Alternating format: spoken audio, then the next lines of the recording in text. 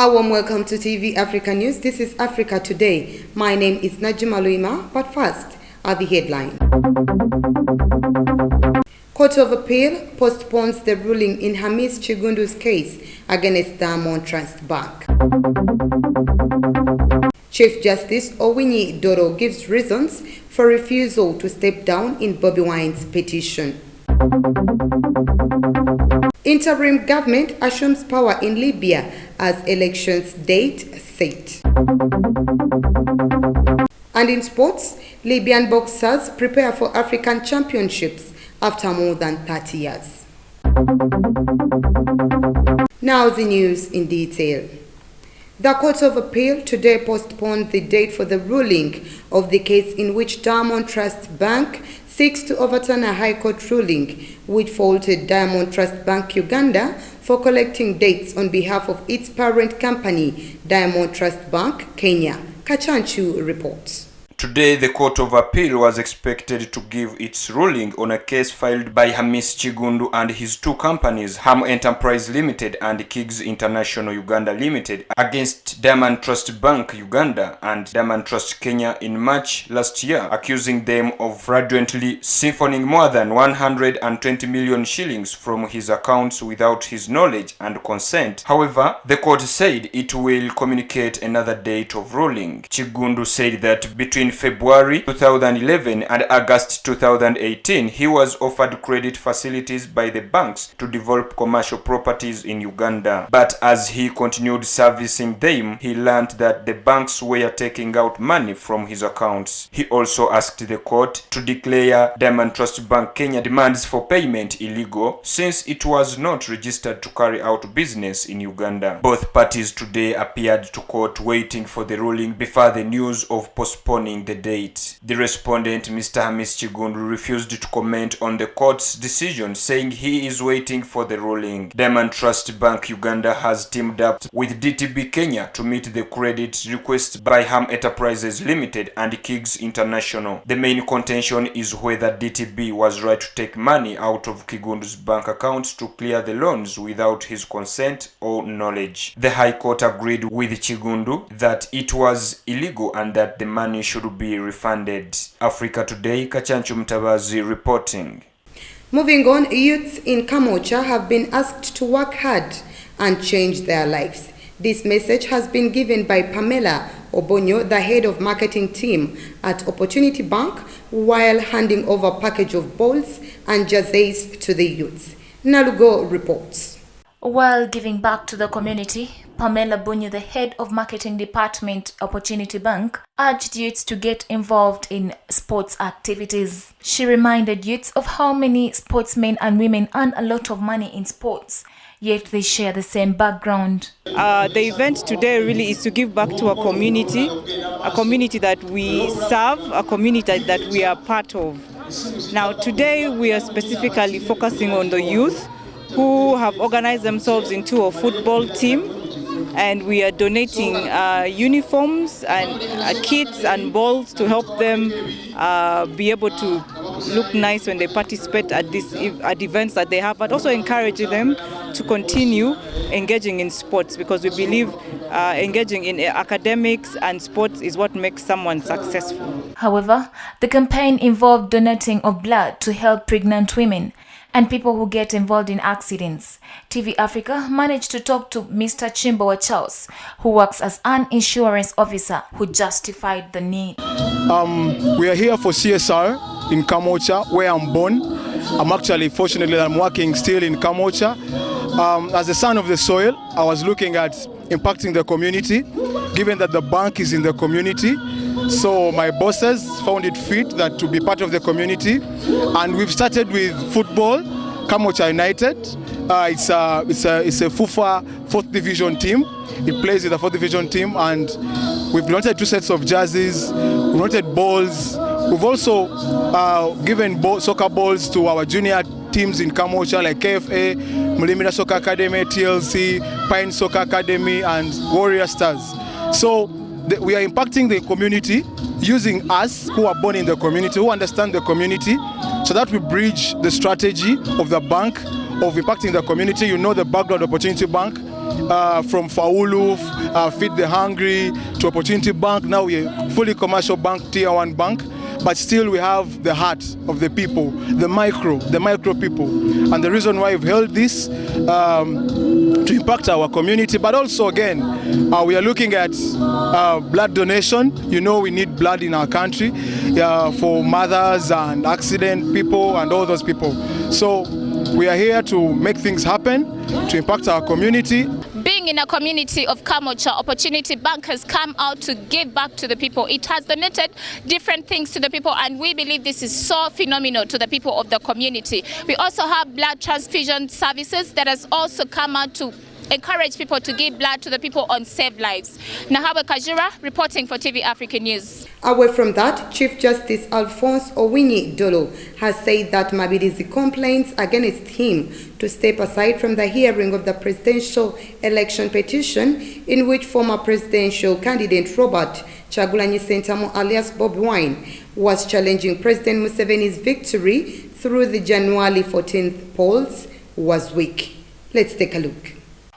Mr. Mare Mabirizi, a lawyer, had filed an application in the Supreme Court seeking Chief Justice Owinyi Dolo to withdraw from hearing the presidential election petition against Mr. Museveni on account of conflict of interest. In his defense, the Chief Justice Owinyi Dolo said Mabirizi's complaints are all weak and he was not on the case at the beginning. Chief Justice said every judge has his own experience and background, which does not in any way with the law compromise his duties. Mr. Mabirizi had asked Chief Justice to withdraw from participating in the hearing of the petition because he was President Museveni's defense lawyer during the 2006 presidential petition and thus could not be impartial in this petition. Mabirizi's petition Supreme Court containing that the Chief Justice was unlikely to deliver justice in the presidential election petition since he will be presiding over a case against his former client Mr. Museveni.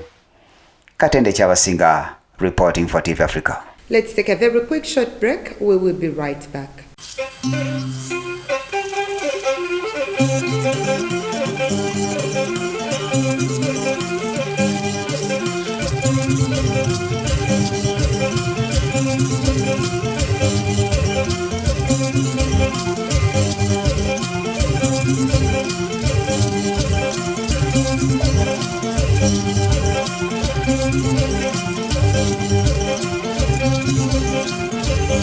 Welcome back. You're still watching TV African News, The Right to Know. A transitional government in Libya headed by Prime Minister Abdul Ahmed Beiba has taken over power officially, beginning a tenure designed to end with democratic elections late this year. Kachanchu reports. In the capital Tripoli on Tuesday, Fayed Sarraj, head of the outgoing United Nations-supported administration in western Libya, transferred power to Prime Minister Abdul Hamid Deiba and Muhammad Yunus Menfi, who chairs a 3-member presidential council. The ceremony in Tripoli came a day after Deiba and cabinet were sworn in before lawmakers and Libya's top judges in the eastern town of Tobruk. Lawmakers had already endorsed the interim government last week amid international pressure to implement a United Nations brokered political roadmap. That roadmap, agreed to by a United Nations-picked Libyan political forum last year, set December 24th for the general elections in the oil-rich country. Africa Today, Kachanchu Mtabazi reporting. Moving on, many Congolese have started lamenting about the suffering they're experiencing from the economic crisis linked to the drop in oil price and more recently the COVID-19 pandemic. Nahabwe has more. Since the outbreak of the COVID-19 disease, many skilled and unskilled workers suffered alike. The case, for example, is Ibahi Kwebali, who is a skilled worker and father, and Nganyeli Ani, who is a shopkeeper and mother of 6 children.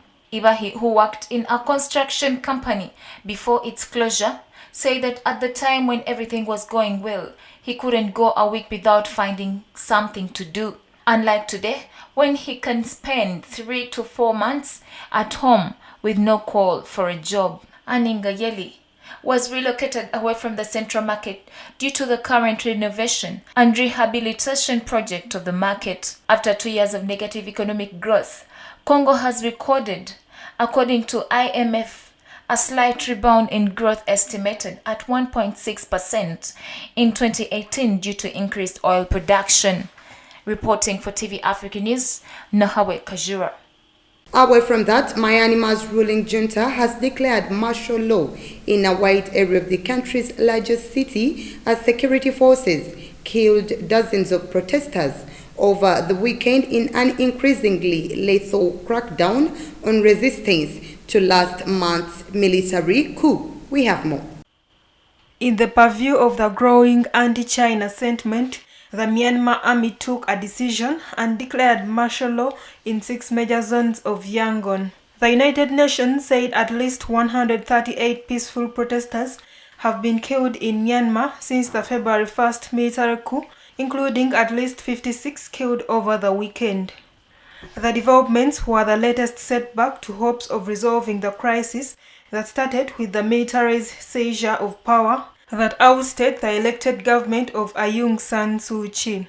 The grassroots movement has sprung up across the country to challenge the takeover, with almost daily protests that the army has tried to crush with increasingly deadly violence. More violence was reported around the country on Monday, with at least 8 protesters in 4 cities or towns killed, according to the independent broadcaster and news service Democratic Voice of Burma. Moving on, Dutch police officers intervened and used water cannons to break up an anti-lockdown protest in The Hague on Sunday on the eve of an election in the country. Let's have more. Police tweeted calls for protesters to return home repeatedly, stating that there were too many demonstrators even as more arrived at the protest. Police say that a video circulating of a man's violent arrest did not show the reason why, stating that he had attacked officers with a stick. Several people carried a homemade banner calling for love and freedom while preaching against dictatorship, while others held yellow umbrellas, a symbol carried in recent weeks by those taking part in anti-lockdown protests. Smaller rallies have been taking place in Amsterdam in the past few weeks, which police called in to disperse protesters amid a growing discontent among some people over the closure of bars, restaurants, and museums since mid-October. Let's once again take a very quick short break. We will be right back.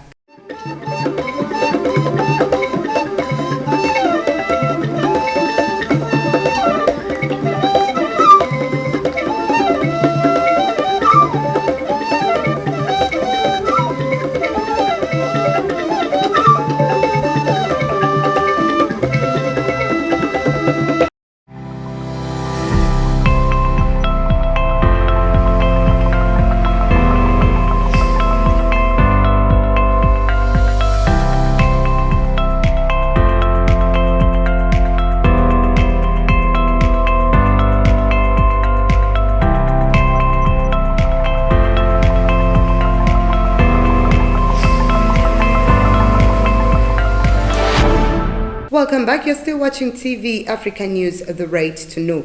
In our business news today, fishermen of the Lamu County on the northern coast of Kenya took to the sea with their dolls to protest against rising tensions between the Kenyan and Somalian authorities over their long-running maritime border dispute. Nalugo reports. Since 2014, Somalia has been asking the UN's International Court of Justice to rule over contested waters of the Indian Ocean. But with Kenyan representatives refusing to take part in the hearings and negotiations, seem to have hit a deadlock. Ishaq Abubakar of the Save Lamu movement said that it's not too late for both countries, Somalia and Kenya, to explore over obvious channels, including the IGAD, the African Union, or even their elders who have settled such differences for centuries. The disputed waters, who are rich in fish, are crucial to the people of Lamu County, although their livelihood is now threatened due to the ongoing dispute. The waters where these fishermen get their fish are currently administered by Kenya, but Somalian authorities claim they should be included in its territory. Kenyans have reacted on social media with hashtags such as "Not an inch less" and "It's our sea" to protest claims from the Somalian government. Nalgo Muyingo, Africa Today.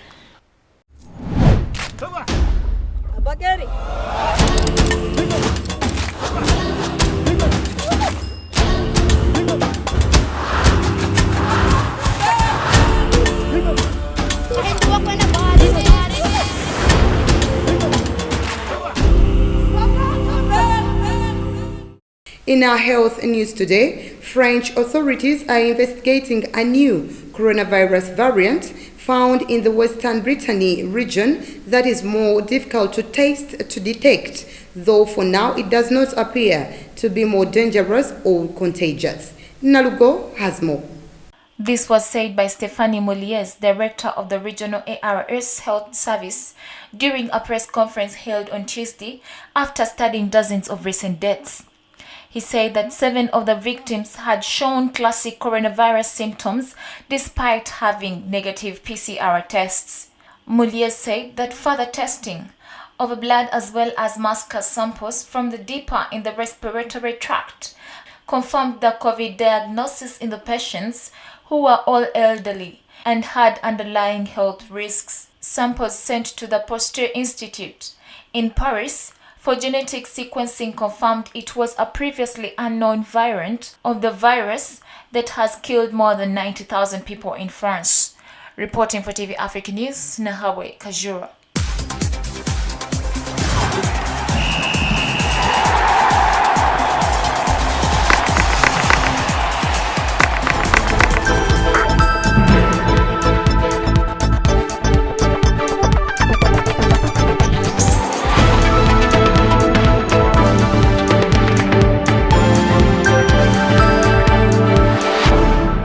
And in sports, boxing, which was banned in 1970s by former Libyan leader Muammar Gaddafi, is making a comeback in the country, with a camp for the Libyan boxing team being held in Tunisia in preparation for Africa's Zone 3 Boxing Championships in Kinshasa, slated for March 20th. Our reporter Katende has more.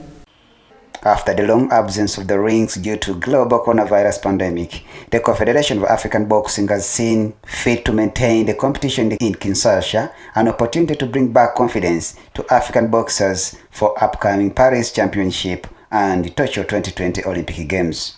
During Gaddafi's reign, boxing, along with a few other competitive sports, was considered a savage sport and banned for more than 30 years. Boxing, however, has made a return to the ring since the fall of the old regime, despite limited infrastructure and investment in equipment, gyms, and above all, safety for boxers. At the time of the ban in the 70s, Libya was the second best in Africa, with the country's most famous and arguably boxing pioneer, Gaibran Zagdan, who took part in 1976 Olympics. The Confederation of African Boxing, CAB, has invited 13 countries to the tournament, including DRC, the hosts, Kenya, Uganda, Tanzania, Somalia, Rwanda, Burundi, Cameroon, Congo-Brazzaville, Ethiopia, Central African Republic, Equatorial Guinea, and Gabon.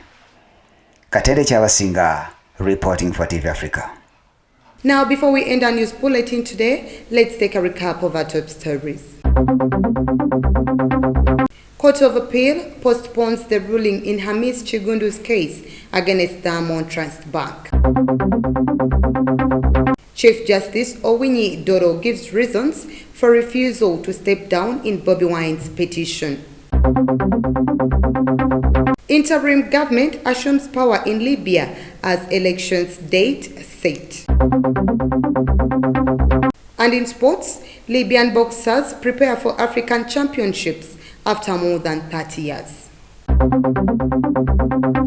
That was the news. Thank you for always keeping it TV Africa. Please do stay tuned. More programming coming your way. This is Africa, and that was the news.